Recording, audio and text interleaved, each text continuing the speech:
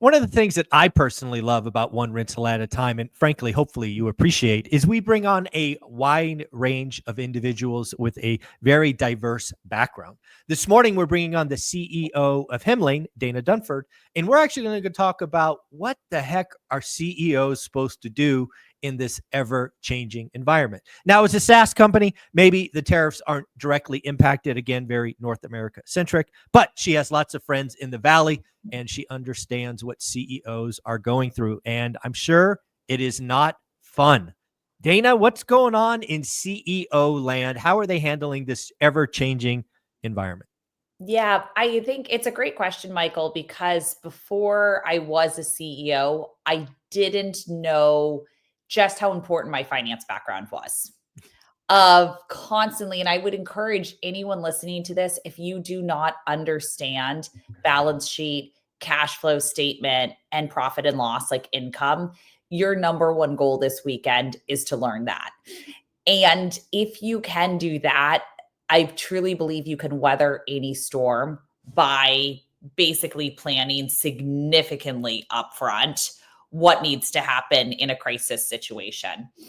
I also will, before I go into what's happening today and what a CEO can do, I also just want to say that some of the best decisions we've made have always been in crisis situations. It's made us a stronger company.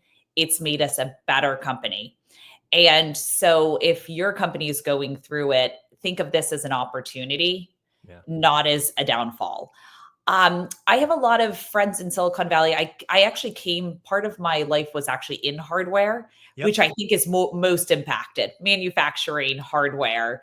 And I worked at a company called Nest, which does home technology, got me passionate about remote management, transparency into your home, all of that, which, was like, okay, why aren't our rentals more transparent? Same sort of thing. Right. But with that, hardware is freaking hard. Manufacturing is really hard, and inventory management is very hard. And the reason I bring that up is most of my friends running hardware companies or manufacturing companies have all had to deal with inventory management. And that is really challenging. Like for us, if we need to push new code, we can push it overnight, super easy, all the customers get access. But when you have hardware and you need to change something, you have your inventory to manage of, we need to get that out the door. If there's a bug or something, all that inventory is destroyed. And so a lot of them have already had struggles with their company. Matt, who was the founder of Nest, I remember one of the first things he said to me on my first day was, if you start a company, Dana, don't start a hardware company. He said software is much easier. And so I feel for anyone who has inventory, anyone who's in manufacturing, anyone who is in the hardware space, I feel for them because they are most likely importing goods from somewhere else. So the question is, how are they weathering the storm, and what are they seeing? Well, the first thing I would say with it is there's an increase in prices and a decision they have to make. Do we cut our margins, which for most hardware companies and startups are usually actually negative when you get started as a hardware company? Do we do that, or and go into our own margins, or do we increase prices? That's the short-term decision they have to make. Long-term is, how much of this do we bring into the US? And is there even an opportunity to bring this into the US? Do we have the skills? Do we have the manufacturing facilities to actually build this stuff? And that's much more long-term. But I think most of these hardware companies, especially the ones I'm seeing in Silicon Valley that are innovative, are not thinking long-term right now. They can only think short-term and have that war room. Yeah, I think there's so much in that. When I think about a CEO, again, I was in hardware. Part of my time was working at HP, obviously very much a hardware on the software side, but we had lots of crossover. I can only imagine not only the inventory, as you talk about, which a lot of people will hear as finished goods. The supply chains are so so tied together. And obviously, you know, since probably the 80s, certainly the 90s, the just in time inventory Yeah. has just skyrocketed, which we really saw take a beating in the pandemic as inventories timelines got all out of whack. You know, a lot of folks have been run by CFOs who really look as inventory or work in progress Mhm. as detrimental to the balance sheet. It kind of skews the numbers, right? So Mhm. there's been a lot of focus on how tight, how low we can keep that work in process, and it's going to be painful because again, I think you're right. I think in the short term, and if we define the short term, let's call it a year, Yep. their only options are really eat or pass on the hike. I mean, Yep. that's all. Even in the best case, if you were going to secondarily source it, find a new vendor in a lower tariff or perhaps no tariff country, that's not an overnight thing. You've got to see test runs. You've got to do this. You've got to do, I mean, there's a process for that. So that's midterm. Call that 9 months to 18 months. And then you're absolutely right. When you're in the hardware space, one of the things you will undoubtedly think about is, okay, what would it cost to build a factory ground up? Because there's not a lot of these factories around. Any of the factories that are around and shuttered aren't set up for robotics and the specifics of, you know, tech, hardware tech. So you're really doing ground up development. Maybe there's a shell somewhere you could build around, but again, maybe not. That's got to be 2 to 4 years away. And to your point, a huge investment. Is that 10 billion? Is it 20 billion? I Yeah. mean, damn, these are some big numbers. And then the thing I would say about it, and I couldn't agree more with that, is that there's one thing I learned in business school, and it was don't run out of cash. Yeah, I love that you brought up the cash flow statement. That is, in my opinion, the most important financial statement, but nobody ever talks about it. I'm so glad you highlighted that one because that's you know what people don't realize, you can go broke being profitable. You Yes. can, Yeah. yeah, Yeah. the cash runs out, you're done. Yeah, exactly. And so the thing that I learned about this, like don't run out of cash, is if I were running a hardware company or anything in manufacturing, clothing, whatever it is, I would actually cut deep. Mm-hmm. I would literally be having whatever financial analyst I have going through and doubling if I say this is how much we're burning or this is, our expenses, I would say, how do I bring this down to an uncomfortable level? Yeah. Because you can never do two cuts within a company. You Yes. can only do one. If you do one and then you go back and say, wait, we need to cut more, it really hurts morale. It really does. So Yeah. you have to cut once, make it hurt so badly that this will never happen again. And the company is focused on the future and growing. Love it. And if I don't know how this is going to impact my business, but I know it's going to be negative, because when prices go up, fewer customers are purchasing. It's just basic economics 101. If I am cutting my own margins, I have less cash, more burn. And so, from that perspective, if I were in hardware, I would have to be making tough decisions right now. And I feel for everyone in hardware, everyone in manufacturing right now, bringing goods and services into the US, even if they're selling them on a SaaS platform. I Yeah. feel bad for anyone in that space because of it's going to be hard and they're going to have to make Yeah. really tough decisions in the short term. I've seen several CEOs on X or Twitter kind of basically beg for a reprieve on these tariffs. They're like, hey, I'm glad Apple got theirs, but what about us? And there's several clothing lines that import stuff from foreign countries, China, Vietnam, and others, that are basically saying, I'm going to have to lay everybody off and go broke. The numbers just don't pencil. Yeah. Yeah. And and again, if you think about Amazon for a minute, I've heard some crazy numbers like 60 or 65% of the stuff that's sold on Amazon is by individual stores, right? Amazon's the distributor or maybe the warehouse for the products. And again, if these people are relying on, again, foreign made products, they're out of business. This Yep. this really could lead to a big bankruptcy cycle. It Mhm. could lead to a lot of shutdowns. And frankly, I think one of the outcomes of this could be, to your point, lots of deep layoffs. Even if the company Mhm. skirts by closure, they probably have to get super tight and, Yeah. to your point, uncomfortable just to survive. So we Yep. could see layoffs in small businesses skyrocket in a couple of months, maybe a couple of weeks. Yep. I definitely agree. I think they're all in war rooms, or hopefully they all are. They should be in war rooms talking Amen. about the future and how to get through it on the short term. Because again, once you run out of cash, you run out of control and the company does not survive. Yeah, cash is the oxygen. It's the blood flow, and if you don't have it, again, it doesn't matter if you're profitable. You could be profitable and growing. If you have no cash, you're done. Yep. So I love the highlighting of the cash flow statement. The other thing, I think there's two other things that I think are hitting CEOs' radar. One private and public, and then obviously one very much public companies. We'll get to that one last. I actually see, Dana, a very good scenario where as the dominoes fall, we are actually going to see goods deflation, not disinflation, not Yeah. inflation, deflation. I think one of the things that people don't realize is going on is the consumers have had enough.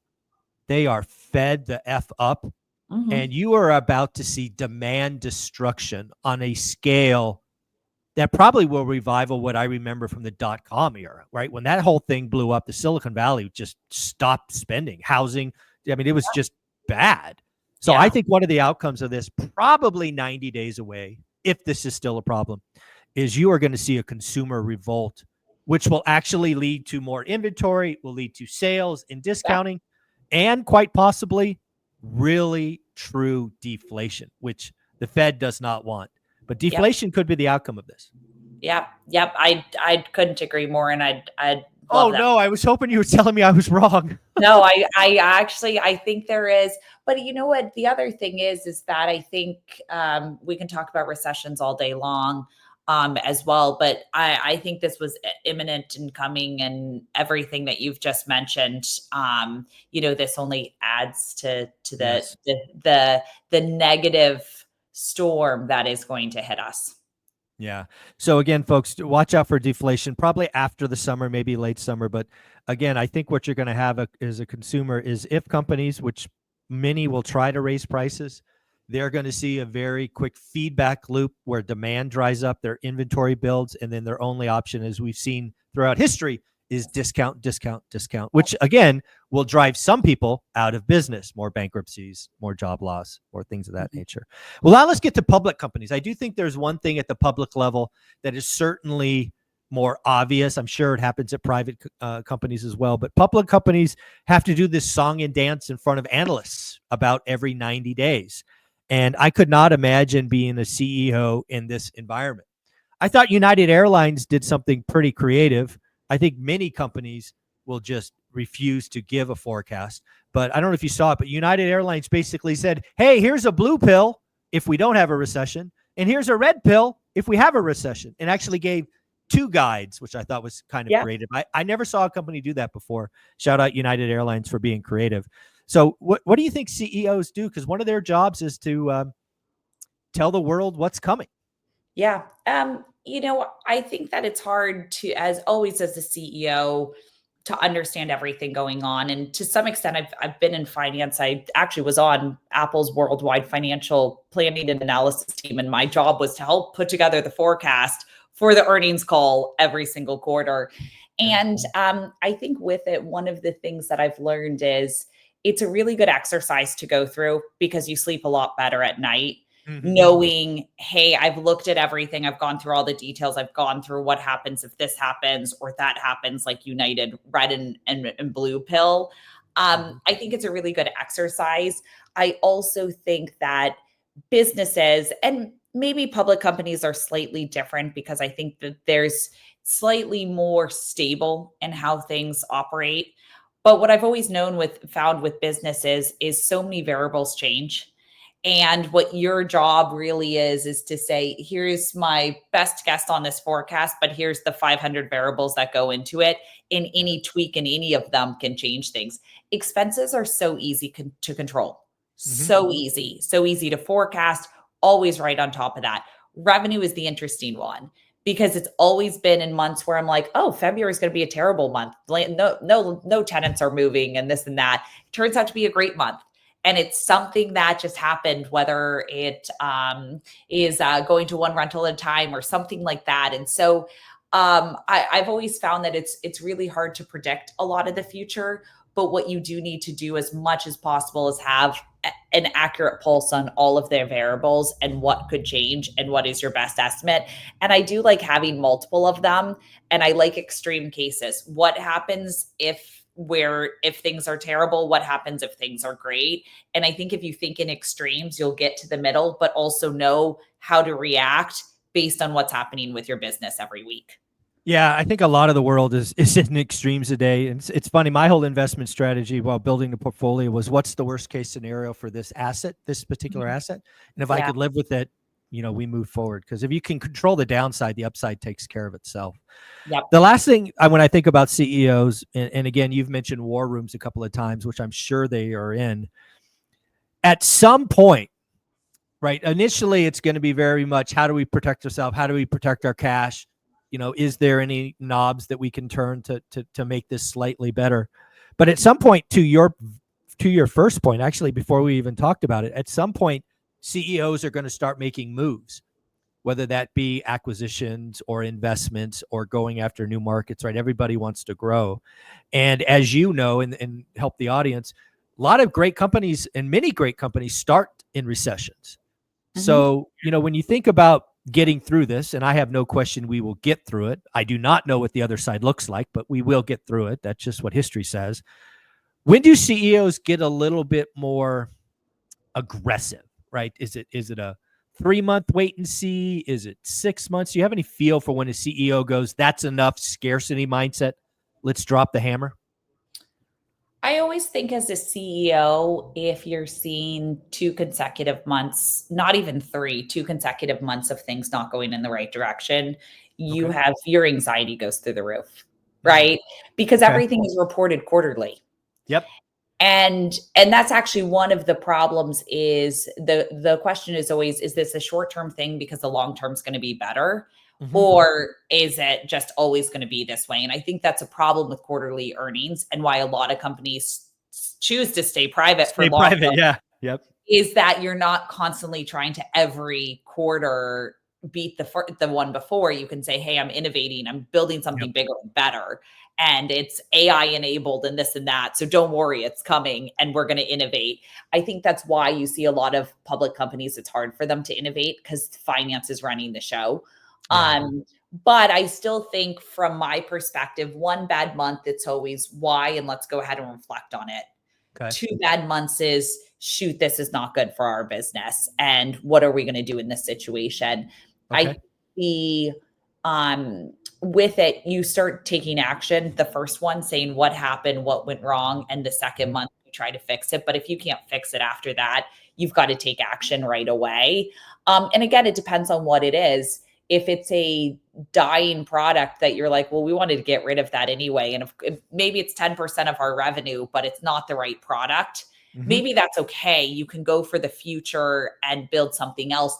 But if this is like your main product and you're seeing churn multiple months just continue to increase or whatever it may be, that's really where you start worrying and say, we need a bigger war room. And we definitely need the whole company focused around this.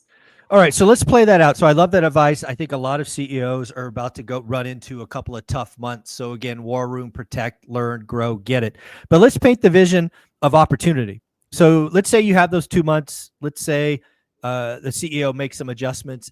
How many months do they have to see that it's working or not getting worse for them to make moves? Because that's really where I want to get to this. At the end of any recession or in recession, there is always opportunity. I would argue most people miss it because they're afraid. I have seen most CEOs, they are on the, I don't know, riskier side, just growth mindset, right? That's when you're CEO, that's what you want, right? Let the bean accountants, which I was one, be the downside. To me, the CFO is always the wet blanket. The CEO is always the visionary. Let's go forward. My words, not yours. Not to partake on the bean counters. But when does the CFO go, that's enough scarcity mindset? we're going to take a shot. We're going to buy a competitor. We're going to go a new market. We're going to launch that new product. When do people in a recession go, enough is enough being afraid? I want to make a move and see if we can get some escape velocity. Well, I think that's the problem with CFOs is that most of them are in a very reactionary versus growth mindset. The best that I have worked with, and actually one of our finance advisors who I meet with every week, is actually never, well, he does focus on expenses to make sure those are in line. And he will call something out 6 months before I call it out to say this is a problem. And I'm like, yeah, you're right. That is a problem. Damn it. But also focusing on that revenue line, because I've always said this, revenue solves everything. Yes. If you have revenue, it solves everything. But I don't think there's enough CFOs like that, because the easiest thing to do is to look at expenses, and it's the easiest thing to manage. And so really, when you look at your exec team and how to think about that, and the bean counters, I don't think it should be the bean counters in the room. I think someone who does count beans, but also can be more strategic, that's kind of the definition of what a CFO should be. Yeah, I couldn't agree more. Again, I've seen, I remember probably the best CFO I worked for is a guy named Dave Conti. I believe, I always call him Conti. I think his first name was Dave, out at Splunk. He was amazing looking at that. He could be both the traditional bean counter and the kind of typical Valley, executive leaning forward. He could play both sides, which I had never seen in a CFO. When I was accountant, all of us were wet blankets, right? We were just beaten into submission. And again, that was at a hardware company. Right. It was, quantum disk drive. So very much a hardware company back in the day. So lots of supply chain, just in time, inventory management, working. It was a mess. But at the end of the day, I think CFOs and CEOs and executive teams are in it. I don't see a lot of good short-term options. I think all the CEOs that are in my kind of world are kind of in it right now, kind of to your point, in war rooms. It will pass, and it will be time to go get aggressive, but it's certainly uncomfortable right now. Dana, any closing thoughts, and where can people find you? Just want to remind you, don't run out of cash. And if you work at a hardware company, I would be looking at your cash flow statement. And if it's not public, I would be asking, what is our burn? Yes. And how much money do we burn every month? And then how much cash do we have in the bank? I love that. I love that. Folks, don't forget, go to hemlane.com. You can mention ORAT, get a little discount. They have a free version. Also, don't sleep on their resources tab. If you're a new investor just getting started and you want to know the rules of the land in your area, if you are not going to hemlane.com/resources, you are missing out. Dana, thank you so much. Thanks for having me. Yep.